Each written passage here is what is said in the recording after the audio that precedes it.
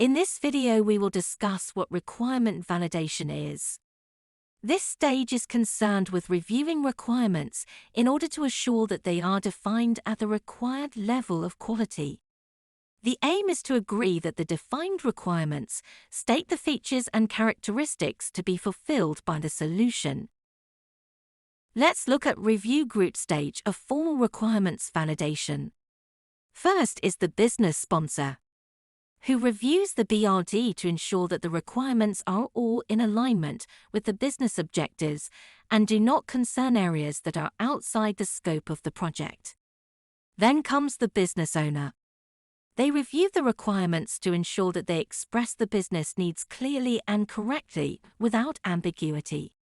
Lastly, testers and developers, who review the requirements to ensure that they are technically feasible and testable.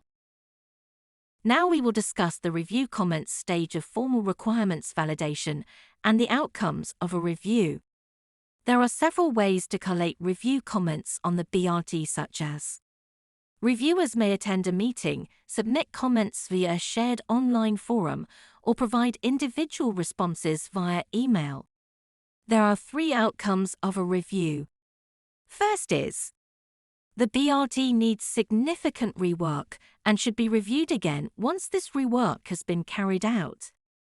Second is, the BRD requires some amendment and once any changes have been completed, can be signed off by the review chairperson. This is typically the business sponsor. Third is, the BRD is confirmed as a satisfactory statement of the business requirements. Once the document has been agreed, it is signed off and the requirements are baselined.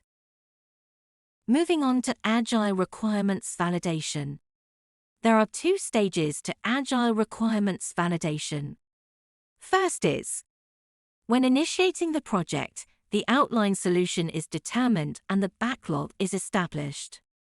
Second is, when maintaining the backlog, work items are refined until they are deemed ready to progress into development. Agile requirements validation is concerned with ensuring that any requirements allocated to an iteration are in a sufficiently defined state for development work to commence. Now we will study the requirement management.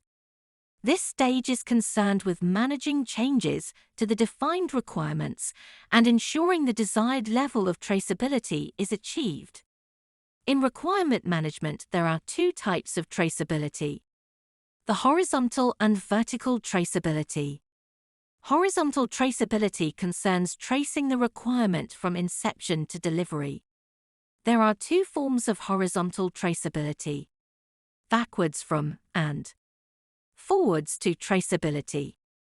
On the other hand, vertical traceability concerns tracing a requirement up or down the requirements hierarchy, answering questions about alignment with general or technical requirements, and, ultimately, business values, policies, strategy, and objectives.